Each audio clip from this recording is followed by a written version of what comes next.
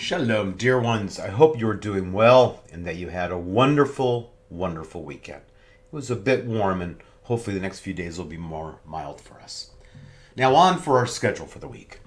Today will be a chat with the rabbi, noon on Zoom. Tomorrow will be our Lunch and Learn Torah style, noon on Zoom.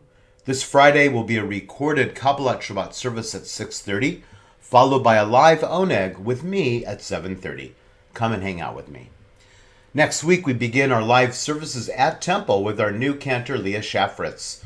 There's limited seating, so go to the Temple website in order to reserve your spot. Also, today is the last day for Amazon Prime Day.